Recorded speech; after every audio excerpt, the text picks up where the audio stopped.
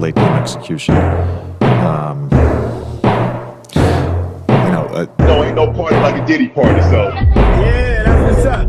Yeah.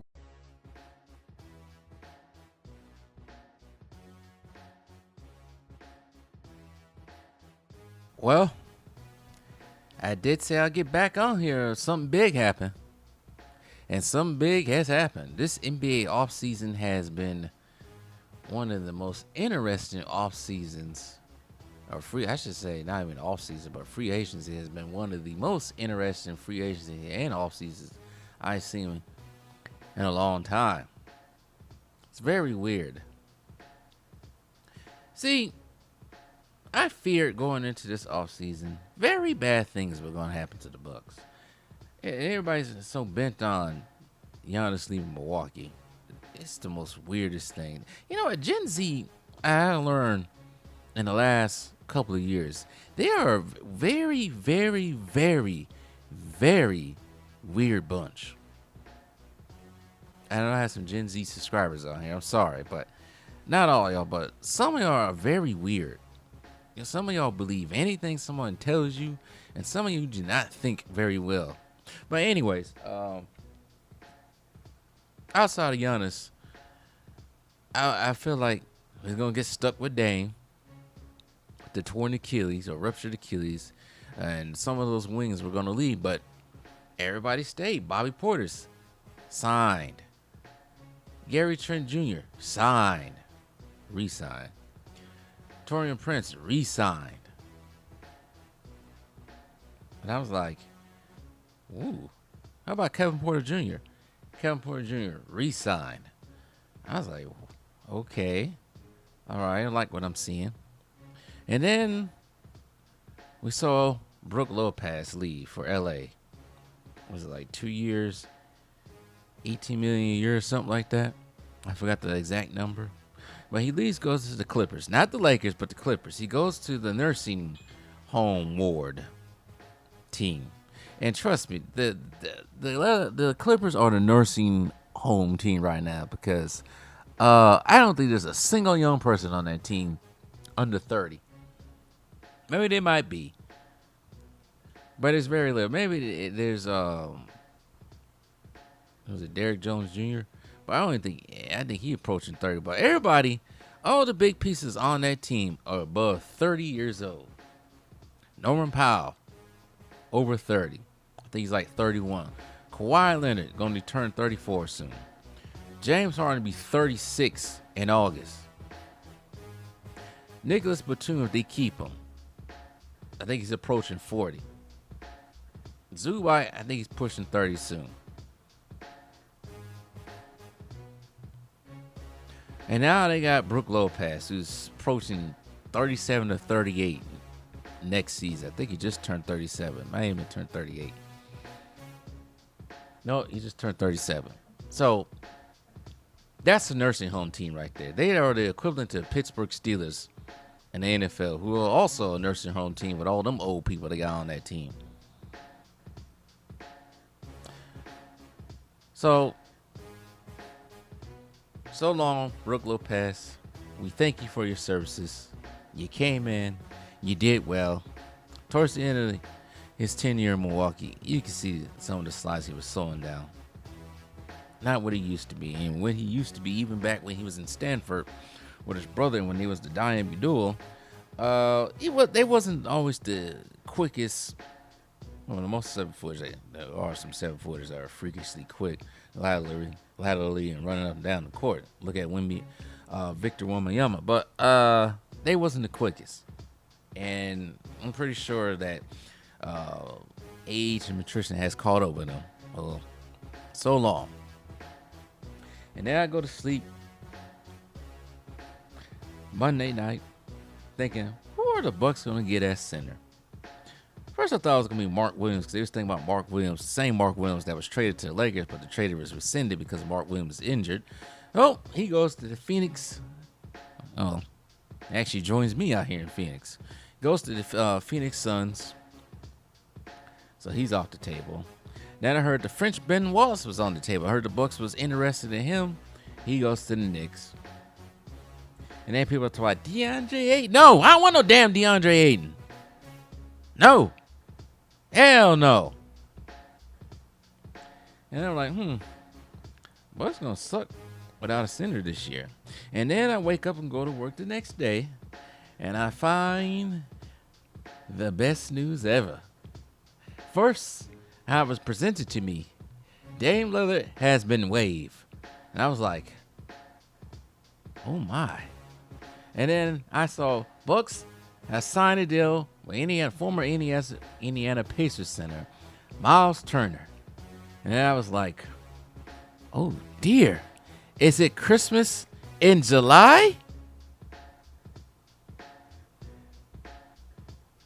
Is it Christmas in July? This is some of the best news ever. And then I thought about it even harder. And I thought about what just happened to the Indiana Pacers NBA Finals in Game 7. Yes, it is sad that Tyrese Halliburton tore his Achilles in Game 7. It's very sad. But I thought about take Tyrese Halliburton's injury out the way, because I ain't laughing at that. It's nothing to laugh about. I feel bad for the kid. But then I thought about what the Indiana Pacers did, particularly not so much all the players, but particularly Tyrese Halliburton's dad. Because I just watched the video on what happened between him and Giannis. And it was very hilarious. It's like the way Giannis was looking at him at the end of the game. And then I thought about what happened at the end of that series. And then I thought about Tyrese Halliburton being out probably for most of all the season. And then I remember Miles Turner a couple years ago wanted to be off the Indiana Pacers because he wanted more money. He thought they was lowballing him because he's probably the longest tenure Indiana Pacers on there. He's part of the Paul George regime. That's how long he's been on there. And then I thought about it again. Now that Miles Turner's on the Bucks and the Pacers have become rivals all of a sudden. Tyrese Halliburton to be out for pretty much the whole season. And that really it didn't really draw it on me. And then I started to be like,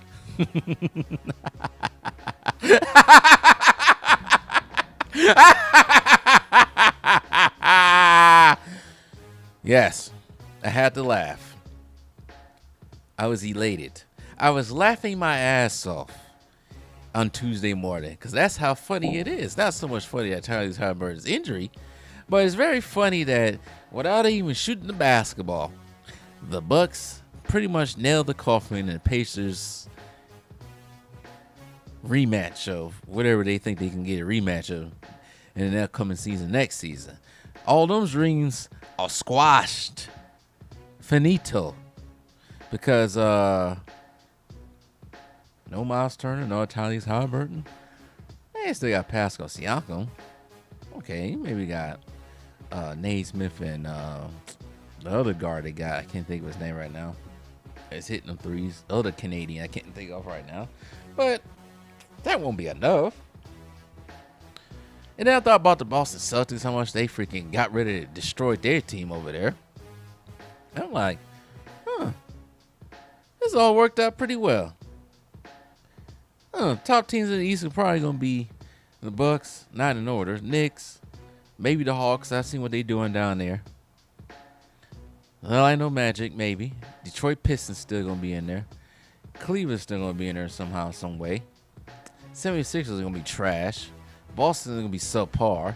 Indiana's going to be subpar. Bulls might come up. I'm like, this might have just worked out for the Bucks. And then all of a sudden, you got these reports of, Giannis is not happy that Dame Lillard is waived. Do some of these insiders on ESPN have Giannis on speed dial? Because last time I checked, Giannis is over back in his home country in Greece. So how is he talking to any of you insiders? Are you insiders in Greece with him? Trailing his every move? But anyways, so far it's been very interesting. But so long to Pat Connaughton. I heard he got traded to the Hornets for a foreign player. I cannot pronounce his name. I don't think he's staying. I heard it was rumors that he wanted to go back overseas. I think he's from Serbia to go play overseas over there. So he might be getting a buyout. And then I heard another move the Bucks made. I'm like, well, what, why? Gary Harris, the former Denver Nugget, was kicked off the island pretty much before the Nuggets even won anything. And believe it or not, the Nuggets will be very good next year. Now they got rid of Michael Porter Jr., who's just I don't want to say it because the kid's still young, but a shell of himself. But they got Bruce Brown back, and now they got Cam Johnson. But the Bucks' next moves outside of Gary Harris, which I don't agree with because he pretty much did nothing last year. Heard people say Westbrook. Somebody told me Chris Paul. The one thing I want to see them do, and they can do it. The one thing I want to see them do is go get back their boy and Drew Holiday, because I don't think he wants to stay in Portland at all. So, make it happen, Bucks. Chop, chop. You doing more than what the Packers did this offseason. You doing everything the Packers should have done. Be aggressive in the offseason. But time will tell what the Packers will do later on, but we ain't going to talk about them right now. So, this offseason has been very well, shaped up very well. LeBron not getting his way. He over there having temper tantrums.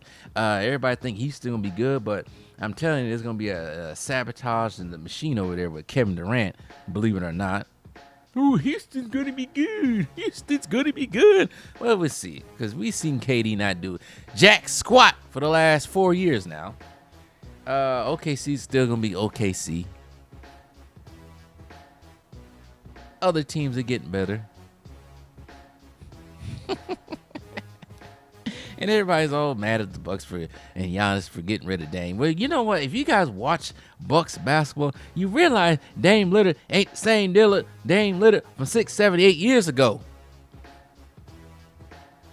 Now, if it was the same Dame Lillard from 6, 7, 8 years ago, then yeah. But he ain't. And the man played no damn defense. He was a damn traffic cone out there.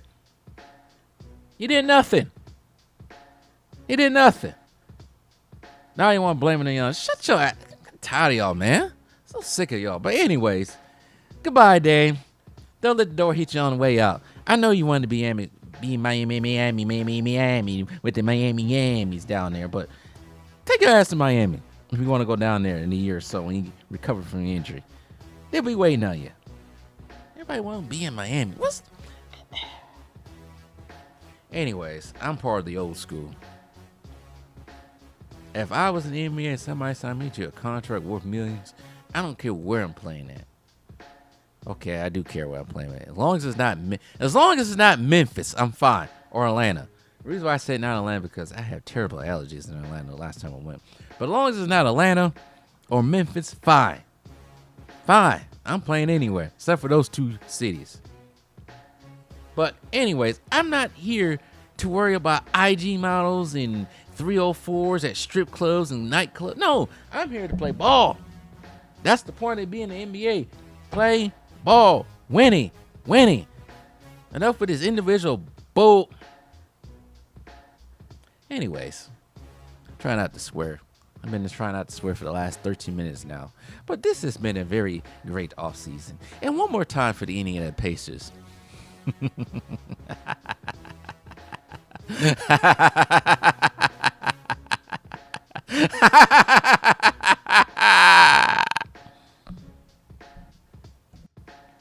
Oh, yes. I forgot to say this.